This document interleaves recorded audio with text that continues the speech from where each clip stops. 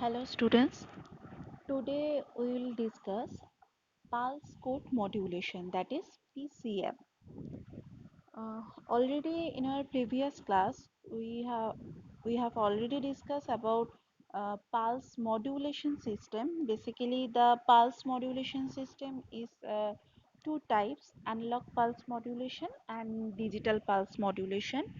And in our previous class we already discussed about this analog pulse modulation, that is divided into three parts, that is PAM, PWM and PPM, that is the pulse amplitude modulation, pulse time modulation and pulse width modulation.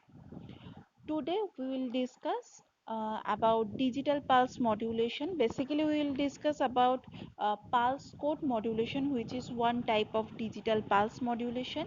And beside PCM there are DM, that is delta modulation, CVSDM, that is continuous variable slope delta modulation. These are also the examples of digital pulse modulation. But today we'll discuss about the pulse code modulation, that is PCM. Now first, what is PCM? We should know what is PCM. Basically, pulse code modulation, or PCM, is a technique in which we can say that the analog information signal is sampled and the amplitude of each sample is approximate to the nearest one of a finite set of discrete levels, so that both the amplitude and time are represented in discrete form. Okay, so again I repeat, basically pulse code modulation, we know that in pulse code modulation the uh, information or the master signal is analog form. So pulse code modulation is a type or is a technique in which the analog information signal is sampled and the amplitude of the sample is approximate to the nearest one of a finite set of discrete levels, so that both amplitude and time are represented in discrete form. So we can say that with PCM, the analog signal are converted into pulse of fixed amplitude and fixed duration.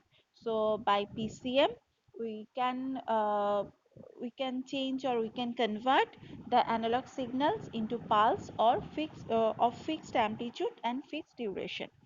And also we can say that in PCM system, PCM basically is a binary system where a pulse or no pulse within a prescribed time slot represent either logic 1 or logic 0 condition. Okay, now one thing you should know that this PCM is also known as time domain waveform coding technique. What is this time domain waveform coding technique? Another name of PCM basically. And basically this system, it is only the digit it is the only system which is used in baseband digital transmission. Okay, now where the PCM used? First of all, the PCM is used in digital telephone system, or we can say that this PCM is preferably used of communication with public switch telephone network, that is the PSTN, because PCM is very easy to combine digital voice and digital data into a single high speed digital signal and transmit it over either coaxial or optical fiber uh, cables. So it is used in communication, that is a public switch telephone network. So we can say this is application as well as the advantage of PCM. Now come to the next point, the block diagram of PCM system. Here we can see that first of all, what are the blocks? First one is the BPF, after that sample and hold, then A to D, After that, parallel to serial converter, this is the transmission section, and it's passed through a channel, and there is two regenerator repeater, and after that it passed through a channel, and at the receiver section there are serial to parallel converter, D to A converter, whole circuit, and low pass filter, and then we can get the analog output. So this is the total PCM system, which is including the transmission part as well as the receiver. Now each block we will discuss. First of all, the BPF, that is the band pass filter, which limits the frequency of the input analog information signal to the audio frequency range. We know the audio frequency range is 300 hertz to 3 kilohertz. Okay, one thing you remember that the PCM system is a single channel simplex system. Okay, now this is the BPF. After passing the band pass filter, the signal is passed through a sample and hold circuit, and basically this circuit samples the analog input signal and convert the samples into multi-level PAM signals. PAM means pulse amplitude modulation. We have already discussed in our previous lecture. So after this block, we get the PAM signal, and then it passed through a to D converter, and this A to D converter basically converts the PAM samples to parallel PCM codes. So here we can get that there are more than one lines which indicates that the PAM samples to parallel PCM codes. But when the signals pass through a channel, it must be a serial connections. So this parallel PCM codes pass through a parallel to serial converter. Okay, and then presented to the transmission line as serial digital pulse. After that, it pass through a channel. One thing you must remember that an analog signal is converted to a PCM or pulse code modulation system through three essential process. Number one is sampling, number two is quantization, and number three is encoding. Okay, now the transmission line repeaters are placed at prescribed distance to regenerate the digital pulses and remove the interference. Why the interference occur? Due to the channel noise. So here using this regenerator repeater, the interference can be removed, which is occur due to the channel noise. Okay, after that uh, this part is the receiver section, where there is a serial to parallel converter. This serial to parallel converter converts the serial pulses received from the transmission line to parallel PCM code. Okay, and then again it pass through a D2A, that is the digital to analog converter. After that uh, a, after that it passed through a uh, whole circuit, and this whole circuit is basically a low pass filter to reject any frequency component like outside the baseband. So after this whole circuit, uh, we can get the PAM. We can say that we can get the PAM, and it converts the recovered PAM signal back to the original analog form. Okay, so here this low pass whole circuit, and then after the whole circuit there is a low pass filter, because already in PAM circuit you can remember that in receiver sections or demodulators, as a demodulator circuit of PM we use only a, uh filter, low pass filter. So here again we use a low pass filter or band pass filter, and after that we can get the analog output signal or the original message signal. So this is the total PCM system, which includes the transmitting part as well as the receiving part. Now, one thing, one question came in my mind that uh, what is the difference between the PAM and PCM? Because here we can show that after sampling and hold, PAM is used, PAM signal is generated, and after this receiver section hold circuits, again PAM circuit is generated. So what is the basic difference of PCM and PAM? So we can say that in the combined operation of sampling and quantizing generate a quantized PAM waveform. In fact, PAM is a train of pulse whose amplitude are restricted to a number of discrete magnitude. So in case of PAM, no encoding is necessary, or no encoding is done in PAM. But in case of PCM, each quantized level is represented by equivalent number of bits and the code word is formed to transmit. So here the encoding is also necessary, as well as the sampling, quantization, etc. So we can say that in PAM only sampling and quantization is done, no encoding. But in case of PCM, uh, all the three process, that is the sampling, quantization and encoding, three process are essential. So this is the basic difference between the PCM and PAM. Okay, now next part, PCM coding efficiency. What is PCM coding efficiency? First of all, what is code, or what is a code word? Okay, so in PCM, encoding is a process. We can say that PCM encoding is a process to translate the discrete set of sample values into a particular arrangement of discrete events, which is referred as a code. Because here we know, here we use the following step: that first sampling, then quantization. So after that the encoding. So encoding is a process to translate the discrete set of samples value, which is get from the quantizations process, into a particular arrangement of discrete events, which is referred as a code. Now what is a code word?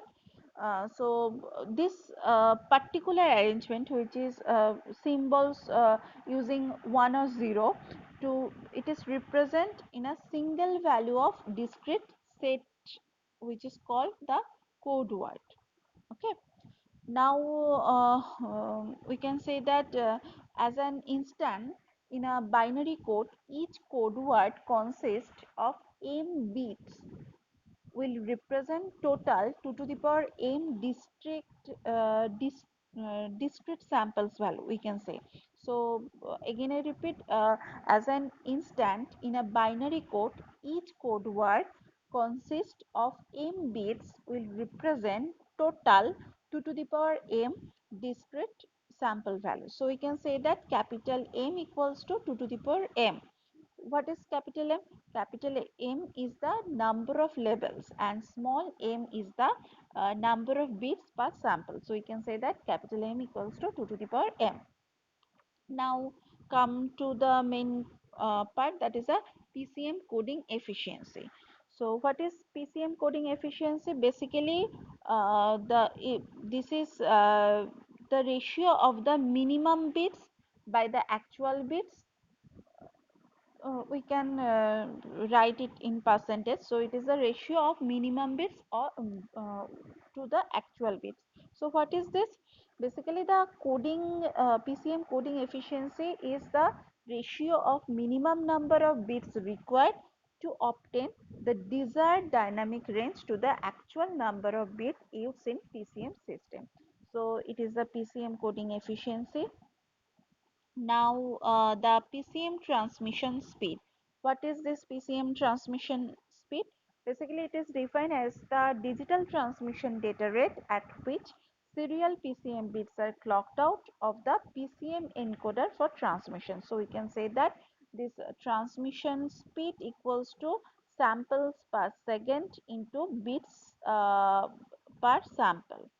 So okay, and to know the samples per second, it is the symbol is fs, and bits per sample it is denoted by m. So we can say that PCM transmission speed equals to fs into m. So it is the transmission speed. Now one another important part, that is the regenerative repetitor. What is regenerative repetitor? It already it is introduced. We can show this part in the block diagram of the PCM system. Now what is this and why we use it? Okay, so basically in regenerative repetitor we use three parts. One is the equalizer, another one is the timing circuit, and third one is a decision making device.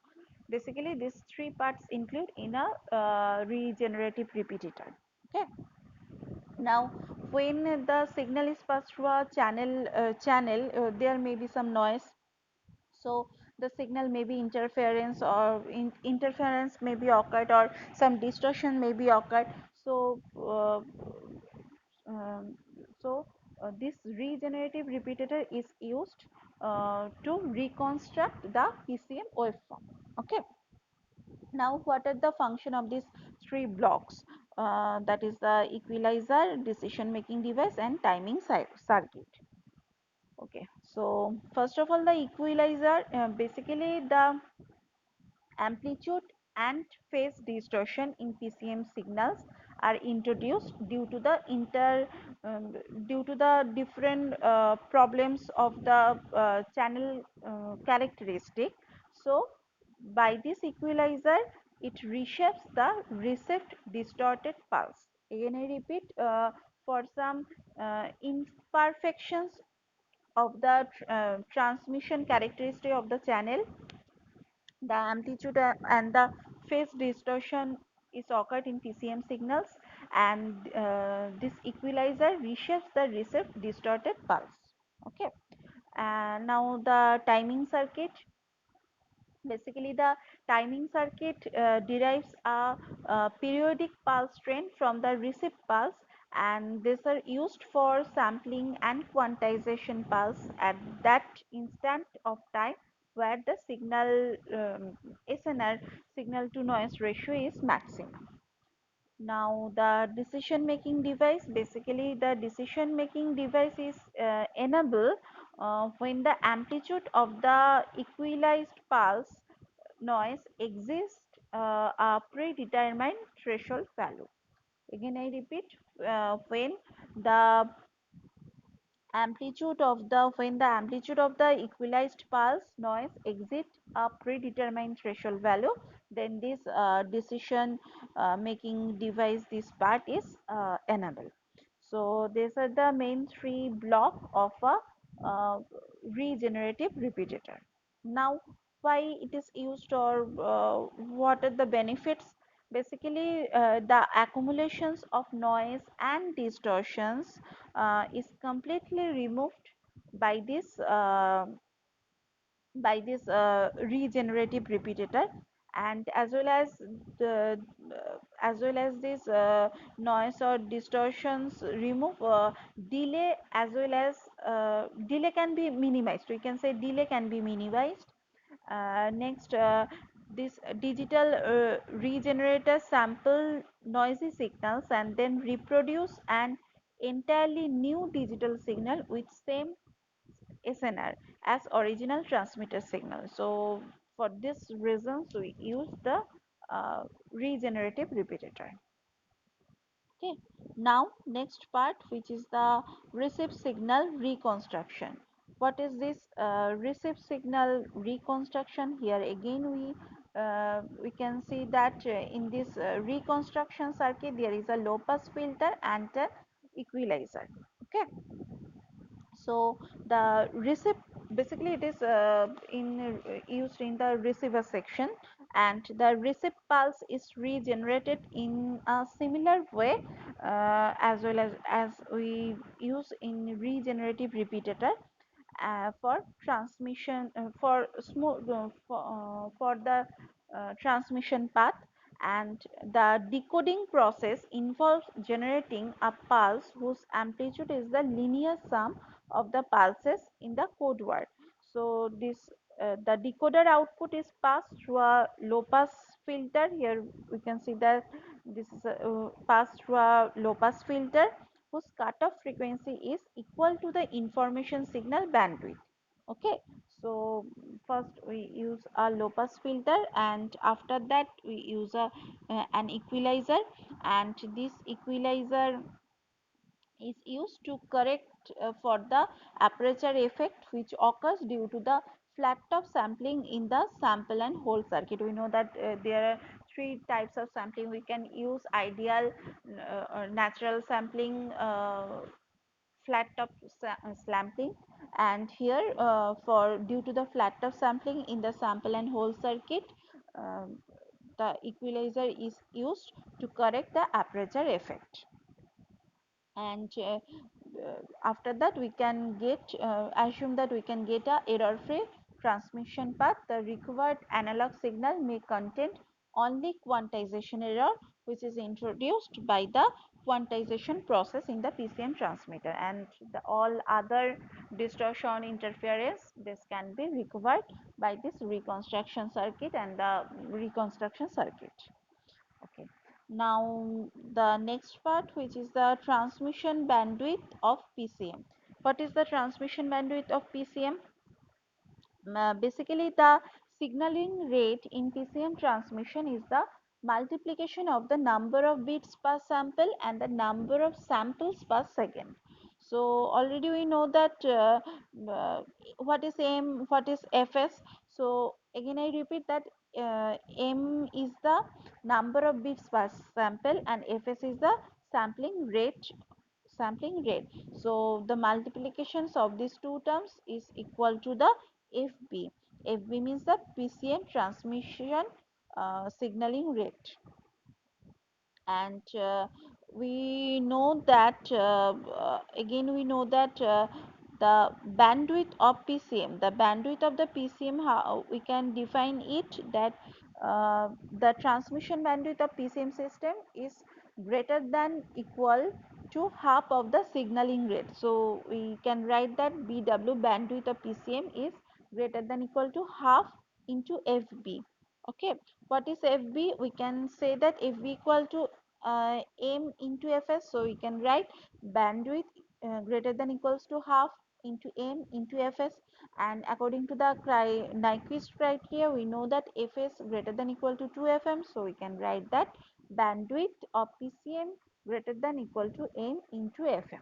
Okay, this is the final expression, and from these expressions it is we can say that increasing the number of bits per sample increase the transmission bandwidth of PCM.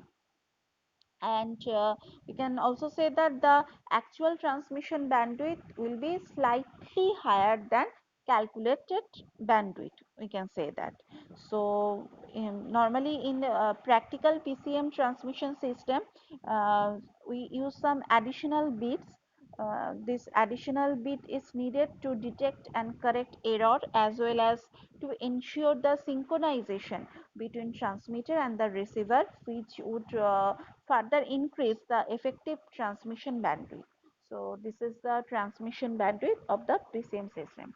So in this lecture we know what is PCM, then why we use PCM, what are the advantage of PCM, the basic block diagram of the total PCM systems, then uh, the difference between the PCM and PAM, and the coding efficiency, what is coding efficiency, transmission speed, and the use of regenerative repeater or reconstructor, and last one, the transmission bandwidth of PCM system. So these are the a gist idea of PCM system. Next day we will discuss about DPCM, that is the differential PCM. So uh, for today uh, we know about the only just PCM, a gist idea of PCM. Okay, thank you.